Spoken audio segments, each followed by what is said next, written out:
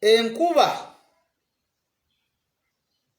yatandika ddi okuba Uganda? Omuzungu agamba, when did rain start beating Ugandans? Enkuba yatandika ddi okuba Abannayuganda? Oba enkuba yatandika ddi okuba ensi yaffe? Oba when did rain start beating Uganda? When did rain start beating Ugandans? Kyekibuuzo soba leero kyendeese mu vidiyo eno okubabuuza mulowooze. Enkuba yatandika ddi okuba eggwanga lino? When did rain start beating Ugandans? Kyekibuuzo kyenjagala ffenna twebuulirire, twebuuze oba twefumiitirizeeko. When did rain start beating Uganda? Enkuba yatandika ddi okuba eggwanga lyaffe? You know what I mean by that question. When did rain start beating this country?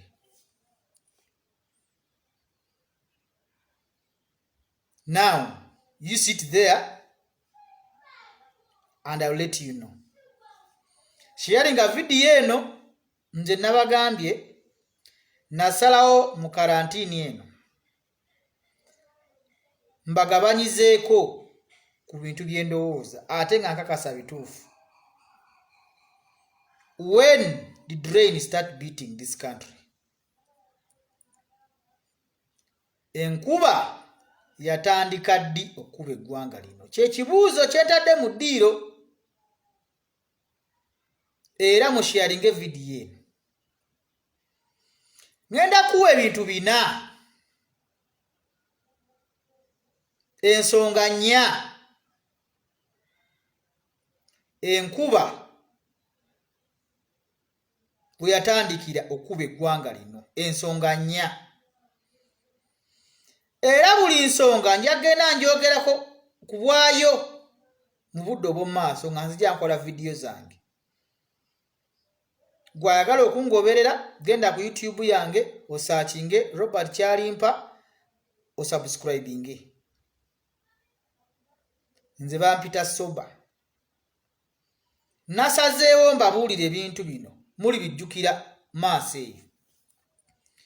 When did rain start beating Uganda? Gwe omuntu yenna intellectual ayina PhD eyasoma byonna n'obimalayo osobola okutuulawo ne weebuuza when did rain start beating Ugandans? Ekibuuzo kino nkyolekeza eri obwakabaka bwa Buganda. If you can answer when did rain start beating Ugandans or this country, nja kubamba siimye.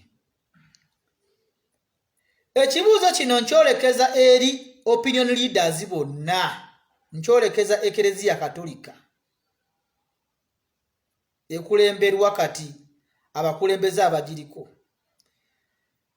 Muhomiriza mwe mu njigiriza yammwe muyinza okubuulira Abannayuganda ne muddamu ekibuuzo ekyo. Enkuba yatandika ddi okuba? Enkuba yatandika ddi okuba eggwanga lino? Mwe abannaddiini muyinza okukinnyonnyola abantu.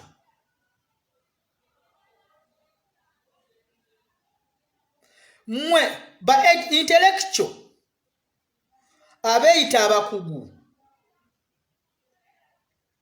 b'eggwanga lino, abeeyita abamanyi muyinza okuddamu ekibuuzo ekyo kyembuuzizza ekigamba nti enkuba yatandika ddi okuba eggwanga lino? Can you the intellectuals answer me or answer the question which says that when did rain start beating this country? The intellectuals, those with PhDs, those with masters, those that went to Harvard University, can you please answer the question, when did rain start beating this country?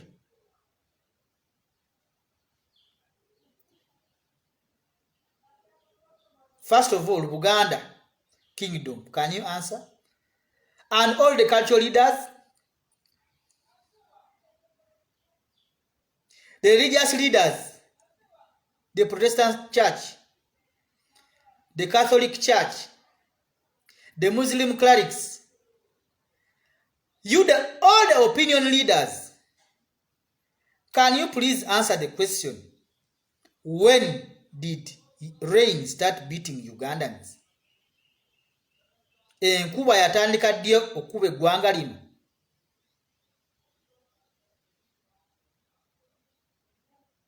So, you the youth of this generation, can you answer that question? When did rain start beating this country? The men and women of this country, can one of you come out and answer the question, why and when did rain start beating this country? The Pearl of Africa. How come that after the independence, we only have one man who can think for this country? Kijja kitya nti mu luvannyuma nga tufunye independence, oluvannyuma nga tufunye independence, emyaka egyo gyonna tulinawo omusajja omu yekka asobola okutegeerera eggwanga lino? Kijja kitya? When did rain start beating this country? Ngenda bawo ensonga nnya. Enkuba yatandika dde kuba bannayuganda. Ensonga nnya. Esooka,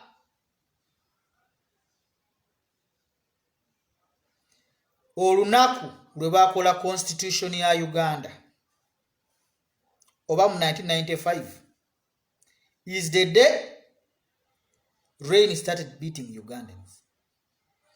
Olunaku lwe baakola constitution ya Uganda lwe lunaku enkuba lwe yatandika okuba eggwanga lino.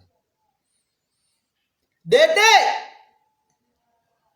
those intellectuals Bakanyehamba n'abalala abaaliwo babidandisali, the day they endorsed the Uganda's constitution is the day when the rain started beating this country. Because constitution yonna baagikwata obuyinza ne bamuwa omuntu omu kye bataalaba. Omuntu yali omugezi yabayita kulitalaba, ne bakola constitution bo ne balowooza nti bagikoze yamba abantu, kumbe obuyinza bwonna baabuteeka mu mikono gya muntu omu. Kyova olaba y'embeera gye tuliko kati, kye tuyita presidentialism. Obuyinza bwonna ne babukwata, obuyinza bwonna obw'okulonda abantu abaddukanya ebitongole byonna ebya gavumenti baabiwa Mwami Museveni mu constitution. Okulonda IGP Museveni yamulonda. Okulonda Chief Justice, Museveni yamulonda. Okulonda Electoral Commission, Mwami Museveni yagironda. Okulonda Inspector General of Government, Museveni yamulonda. Attorney General, Museveni yamulonda. Kati bakwata obuyinza bwonna obw'okulonda abantu abaddukanya gavumenti n'amasiga gonna ag'amaanyi mu gavumenti ne bagawa omuntu omu alonde. Obuyinza okugalonda. Awo akabaddi we katandikira. That's when Rain started beating Ugandans or Uganda. Nti omuntu asobolanga twakiyitanga presidentialism. Ng'omuntu yakulonze ate n'ogaana okukola by'ayagala. You cannot bite a hand that feeds you. You cannot. So bandi badde bagambye nti abantu abo bonna bali badde nga balondebwa commission ne bapuruvingibwa parliament. Okiwulira? Ng'ekiri mu nsi endala. Kati all the pillars of government that manage this country are elected by the president. Therefore, naturally, no one can do anything outside his will. Therefore, abakola constitution ayo bakagwira. Nja kudda nyongerezeeko ku ekyo. Awantu awokubiri we twakolera enkuba we yatandikira okukuba eggwanga lino we wali ye parliament ey'okutaano. Parliament ey'okutaano bwe yajjawo ebisanja. The fifth parliament, the parliament of those intellectuals, is one of the reasons as to why Rain started beating this country. Those intellectuals in the fifth parliament who removed the term limits in the constitution. And I'm told each of them was given 5 million shillings. Actually, parliament eyo yalimu Babeti Kamya n'abalala basajja ab'amaanyi oba ne bammawo baali mu parliament eyo. Those intellectuals in the fifth parliament betrayed Ugandans. And that is where Rain started beating this country. Aba abagezi abeeyita abakugu abaali mu parliament y'okutaano abajjayo ebisanja be bamu ku baaleetera eggwanga lino obuzibu n'enkuba okutandika okulikuba. Nkomawo n'eyo submission n'enzikuwa mu brief. Olunaku lwe bakola constitution gye bayita flexible constitution, awo akanyambere we kajjira kyeyalinga vidiyo eno ba intellectual bategeere, abantu bategeere, ffe twazze kubabuulira kiriwo. Abasajja bakola constitution nga tebategedde muzeeyi nti yali ababaze, yalina mastercard. Yalina mastercard. Kati bo tebamanya nti obuyinza bwonna obw'okulonda bano abantu abakulu bamuwadde baali bamaze okugimwa nga ye nannyiniyo. Ate first of all eri flexible, asobola okukyusa akadde konna wayagalidde ng'ayita mu parliament. Tebakimanya nti parliament omuntu alisobola okujja n'abeera ne third majority through money. Bo balowooza nti buli muntu aligenda mu parliament aliba wa bwongo ako ne bakagwa. Tebateekawo nti omuntu aliba alina PhD oba aliba alina kuba na masters oba aliba alina kubeera bw'ati okutula mu parliament y'eggwanga. Ekyo tebakibala oba aliba alina kalibe eno. Tebateekawo yardsticks zimala kusunsula muntu yalina gena mu parliament mu constitution gye bakola. So babidandisali bani bonna abo bakanyihamba Museveni yabayitako yabazanya kajjoka. He concealed his intentions. Bwe yekase yamanya nti bamukoledde flexible constitution. Obuyinza bonna babumuwadde obw'okulonda abakulembeze bonna ab'amaanyi mu bitongole bya government. Namanya nti nzaawo nkimazi. Ate nga bwe kiri. So olunaku lwe bakola constitution, olunaku abakulembeze ba intellectuals abali mu parliament y'okutano lwe bali miliyoni 5 ne bajjawo ebisanja zizimu ku nsonga enkuba we yatandikira okuba ensi yaffe mu Uganda. Kubanga Museveni bwe bakola constitution, he went with the lion's share. Buli kimu yagenda nakyo. Okitegeera? He went with the lion's share. What we call presidentialism. Babi mwote bategedde. Ensonga ey'okusatu eyaleetera abanayo enkuba okutandika okuba eggwanga lino.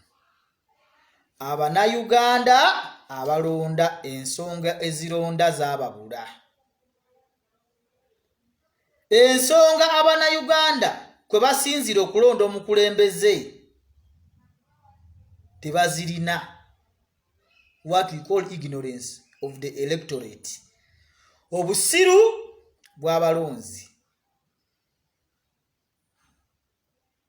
Obusiru bw'abalonzi y'emu ku nsonga ereetedde enkuba okuba eggwanga lino. Nti abantu abalonzi mwe ba electorate ensonga gy'osinziirako okulonda omukulembeze lwakuba yaziika maamawo, yaziika jjajjaawo, simanyi biki, simanyi akuyimbira bulungi, simanyi akuzinira bulungi, simanyi akolera comedy bulungi. Toyawula politician na comedian, toyawula politician na muyimbi. Oyimba kuba omulonda kuba omuntu akusanyusa. Omuntu omulonda kuba yaziika jjajjaawo. Kati byebyo. Kyovola mu parliament mulinayo ba comedians, mulinayo abayimbi, mulinayo ebisasalala. Abalonzi mwalemwa okufuna ensonga entuufu ekulondesa omuntu. Kaakati kye mbagamba, mwe abalonzi mwetika emisaalaba gyammwe gye mwalonda. Carry your crosses of your MPs that you elected. Kuba bakuwa sukaali, abakuwa kiro y'omunnyu n'olyoka olonda. Carry that cross. Temutukaabirira. Mwetika emisaalaba gy'aba MP be mwalonda. Teri kyakola. Kubanga mukimanyi nti parliament yesinze okulyamu abanayuganda olukwe. Betrayed Ugandans. Parliament ey'okutaano yajjayo ebisanja. Eno endala nejjawo emyaka.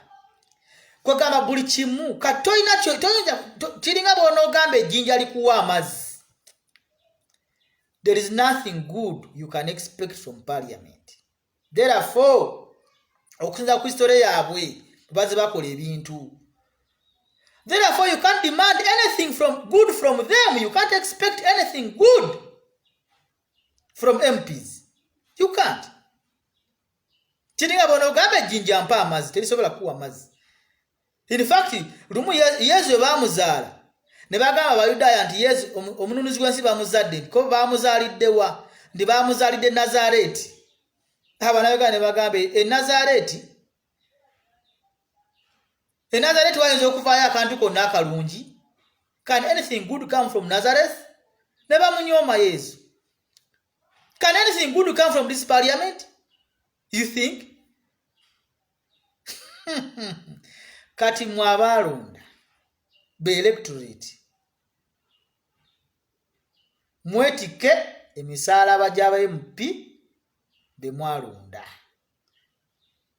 bebo kubanga yakuwa akasaketi k'omunyu kubanga akuyimbira bulungi kubanga akuzanyira comedy bulungi ne mutwalayo ebisasalala mu parliament byebyo ebivuddemu tebasobola kuinactinga birya NSSF ebalemi kwe kubagamba nze mbabuulira mwe electorate mwe bamu ku nsonga eggwanga ne lwaki enkuba eri mudde kuba kati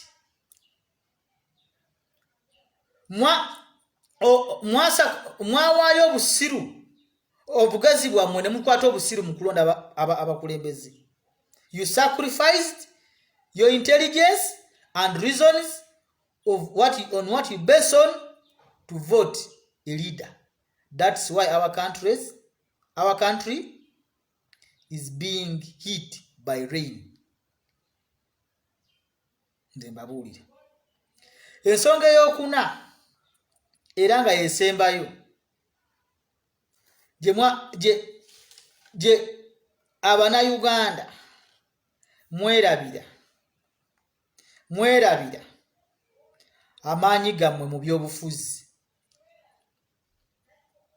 Ugandans, you forgot and sacrificed your role in politics. You sacrificed your power in politics. In fact, osanga abagezi nga bagamba abeeta elites mu politics is a dirty game. You define politics as a dirty game. You sacrificed your power to be elected. You sacrificed your power to participate in politics, regarding it as a dirty game. So those ones who took the mantle are now ruling you the way they want, because you keep saying politics is a dirty game. Waliwo omuwandiisi yagamba nti buli agaana okuyingira ebyobufuzi ajja kufugibwa omuntu omusiru, era kali kyekiriwo. Alifugibwa basiru. Oli aligaana okuyingira ebyobufuzi alifugibwa basiru. If you fear to engage in politics, you will be ruled by the inferior. Whoever fears to join politics will always be ruled by his inferior. Omuwandiisi omu bwe yagamba. Kati Abannayuganda tesinga byabufuzi kaakati enkuba kebakube ketukube tukirize kubanga we slept on job twebaka kata twebaka kutulo. We sacrificed our power in politics kubanga twali twebaka kutulo. Kati otulo katuyambe tutwebase emyezi 2 ali tukyatwebaka otulo. We sacrificed our potential of joining politics, of participating in politics, and we resigned to sleeping. Era wave engombe egamba nti kasatwe bakakutulo.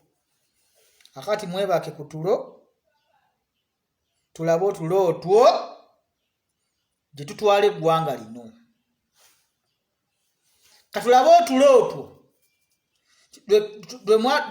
twemwagamba nti mwebakako gye kutwala eggwanga lino. Nze ezo nsonga zange ennya nja kudda nze eyongere nzibabuulire nzinyonyole bulungi lwaki eggwanga lino enkuba yatandika okulikuba. Esooka nga bakola constitution Museveni buli kimu yakitwala. He took the lion's share mukadde bakola constitution. Ekyokubiri, Parliament okujjawo ebisanja. Parliament ey'okutaano ba intellectuals balya mu ggwanga lino olukwe. Eya Parliament eyo mwalimu ba Betty Kamya nga bakyali mu Federal Alliance. Ensonga ey'okusatu, Abannayuganda mwawaayo obwongo bwammwe mu kulonda. Omuntu mumulonda si lwa nsonga y'amaanyi wabula akudde akasate k'omunnyu akoze ebikyazise jjajjawo ensonga ez'okulonda Abannayuganda twazisuula tumala galonda bulonzi bizze ne tulonda ebisassalala ensonga ezironda tetukyazirina ensonga ey'okuna Abannayuganda ebyobufuzi twabivaako ne tudda mu kwebaka otulo era ewava ensonga egamba nti kasa twebaka ku tulo kati mwebase emyezi 2 mweyongere maaso okwebaka bannange mwebakire ddala obuyinza bwaffe obw'okuyingira mu byobufuzi ne tubuwaayo eri abalala batufuga era kyovula wava ensonga endala egamba nti gwe bw'ogaana okuyingira ebyobufuzi ojja kufugibwa omujega kati yembeera eriwo tufugibwa bajega ba parliamentarians kubanga abategeevu baagana okuyingira obw'ebifuzi bo bagamba politics ali ddate ne beerabira nti politics yafuga ensi eno. So until you wake up, enkuba ekyakuba nnyo eggwanga lino era egenda tukuba nze bye byange eggwanga lino tulinga abaali bagenda eka e Masaka ne twesanga mu mabira engeri gyembirabamu kati buli kimu ekiri uncoordinated nga the intellectuals bali abo batunula bye byange sharinga video eyo buli muntu agirabe tulabe where we went wrong tulabe wawe twasobeza nawe tuyinza okutereeza nze nabagamba nti mwana Museveni yasinga amagezi wano ne mumpakanya kyobulaba bidandi sali yabalimba nti batugenda wano tugenda Masaka bwe batuuka e Masaka ne balaba nga omwami yeeyongerayo ne bakutukako beri akategaya ne bakutukako bagenda kutukako mpola mpola kwa bagenze okuzuula nti mpozi osanga bye yabasuubiza oba bye bateesaako si bye baliko kati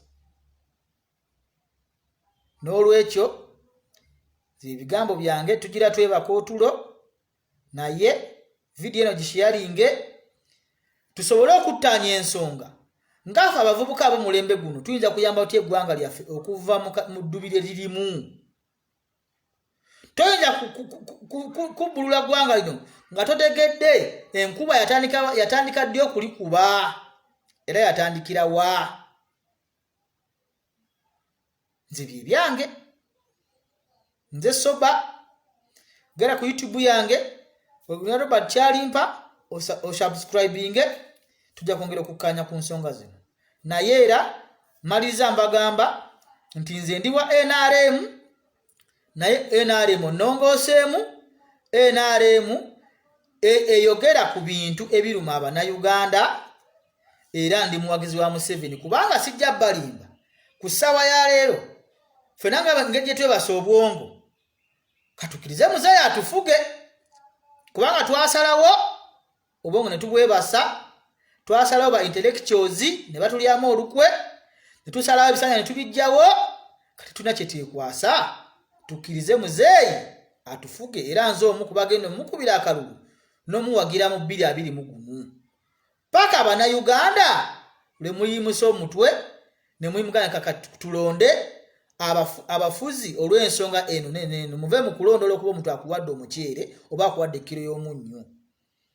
So kati ngaffe bwe twamala okusalawo nti bwe twamala okulaba nti ensi eno muzeeyi yokka yategeera yasinga okutegeera ne tukkiriza era nze omu ku bagenda omukubira campaign mu 2021 nvudde wano paka Abannayuganda lwe mutandika okutegeera ne mutandika okulonda ne mutandika okukola ebiriyo nga muyamba ku muzeeyi awatali ekyo ffe tugendagenda maaso nga tulonda muzeeyi waffe era tumuwagira kuba yasinga amagezi akwata abantu 300 n'abatuusa mu lunaku lumu leero ne boogera kino ekyo ne bakikyusa kati omuntu alina obwongo bw'ati definitely olina muyina mujoyininga osanga Katonda yamuleteetera atufuge paka kati mwaba tasobola kulowooza ekyo nakuzuula byomulina kukola ffe kalugende Museveni waffe kuba yasinga wano gwe tulaba mukama bakuumi nvudde wano